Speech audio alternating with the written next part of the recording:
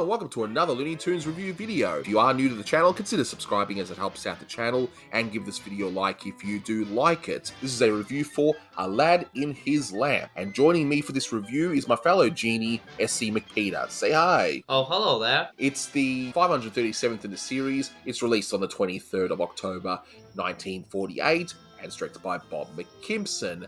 There's no real proper way to see this cartoon. There's no official release, hence why the cartoon looks all unrestored. But hopefully we'll get a restoration at some point, because this one's actually a good one, and we'll explain why in a few moments. And in case you haven't seen it, because it may not have played where you are, but essentially Bugs encounters a genie while digging a hole, and somehow ends up wishing to go to Baghdad. And he ends up falling on top of Caliph Hassan Fefa in his temple, and all sorts of shenanigans happen. What's up, Beaver Puss? A few bits of trivia, and this one's probably the most interesting one, but it's the first and only appearance in a Warner Brothers short by actor Jim Backus. Now, you may know Jim Backus more for his role as Mr. Magoo in the UPA cartoons, and also as the millionaire on Gilligan's Island.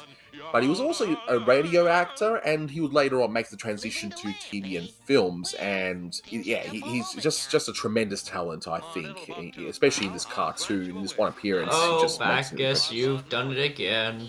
Yes, that's right. Well, how about one of those? Oh, no, they're much too small. Yeah, they're too little. How about one Oh, of those? no, they're too delicate, too sensitive.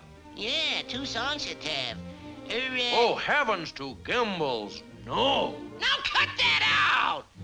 And just a few minor bits that may go over most viewers' heads these days, but when we see the brown turban, and this is a joke that was actually used before by Bob Clampett earlier on, it's the brown turban. It's a spoof on the Brown Derby, which was a club in Hollywood.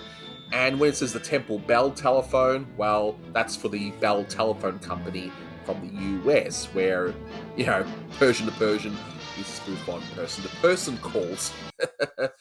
And also, in case you're wondering what the GI loan bit is, where the temple was built with the loan, which must have been some loan, I would say, but it was part of the GI Bill from around this time, which was a law that provided services for veterans of World War II, which, you know, this is 48. The war was only over for a few years, so, you know, many of them needed help, and that's what the bill gave. As for the cartoon itself, I'll start off by saying I had not seen this one before. I had not seen this on TV, and of course it has no official release in a restored state. I thought this was hilarious, and yeah, Jim Backus is easily the highlight here. It's just his voice is just incredible. And this genie really does come across as a sort of base for an inspiration for the Disney version later on. I mean, of course, Rob Williams is Rob Williams, he did his thing, but in terms of a wilder genie, yeah, it was really good. I mean, what did you think of this cartoon? Like I said, for the Upsands hit are a bit talky, but again, pretty good. I love Manny Gould's animation. You can find out Baxter's breakdowns of Cartoon Research what exactly he did, but anyone who knows the animation knows it stands out, and it's really fun. I just really love whenever this cartoon just has those spikes of energy it has. Exactly right, and it's got all sorts of wonderful, silly joke, like when Bugs is, you know, flying to Baghdad, you know, saying, "Look, I'm a airplane." I wish I could go to Baghdad.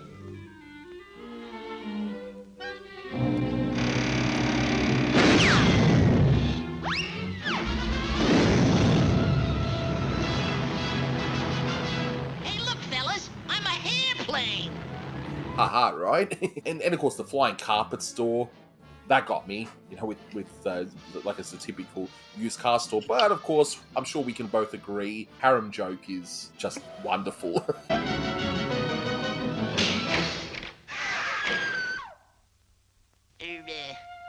A harem, I think. Oh, that was a harem, all right. I know a harem when I see one. Well, that was a harem, all right. I know a harem when I see one. Yeah, exactly. I know harem when I see one. Yeah, I'm not Jim Backus. Clearly, I'm not him reincarnated or anything. But I will say, look, the Caliph, he's just your standard villain. I mean, there's nothing wrong with the character. You know, it's just there for being the villain. But the ending, I mean, my goodness. Bugs really loves the ladies, as we've seen in a lot of these recent shorts. I mean, wow. And we get a great punchline at the end too, like a great one with the genie not wanting to be disturbed in his bathtub, and he has Lady himself, as we see, and it's like, you disturb me one more time, and there'll be trouble. And sure enough, Khalif's the one that gets attacked at the end. You'll be sorry! Sock him, Smokey! So, any other bits that you particularly enjoyed in this one? I really enjoyed the name of this one, Aladdin. I really do enjoy just the grunts the king makes, or whatever you call them. I love how it's sort of like a precursor to Taz, which you see a bit around this time. The other precursor to Taz that comes to mind is the one in bushy hair with the native Australian. Oh, I'm going to enjoy getting to that one. I wonder why. I wonder why. But, wow. This one's really good. I mean, look, I'm giving this one... I'm leaning more towards 8 because of Jim Backus. I mean, wow. For his only appearance in the War Brothers short, it's just incredible.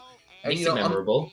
Yeah, and I'm not terribly big on Mr. Magoo, if I'm going to be completely frank with you guys.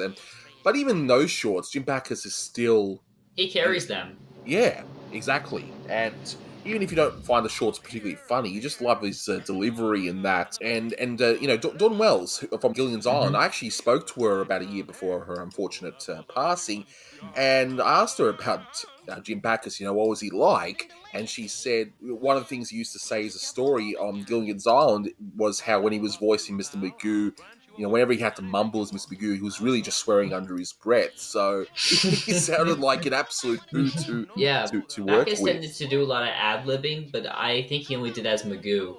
Yeah, exactly. So maybe eventually got sick of Magoo. That's why he was probably swearing under his breath. I don't know. But, oh dear. But in any case, I mean, what would you rate this one? I'm going to lean towards 7.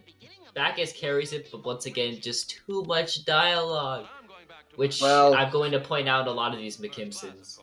Fair enough. And sadly, I think it does become a problem with the later McKimsons, where they do become that touch talky because, well, budgets kept on getting slashed, and what's easier to animate? Wild character actions or two characters talking to each other?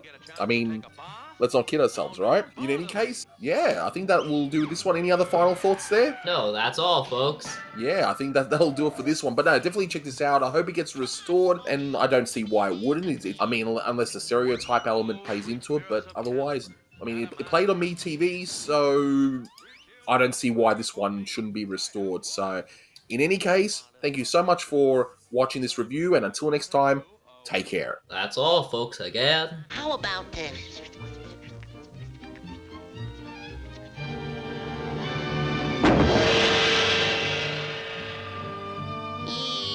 I wonder what the poor rabbits are doing this season.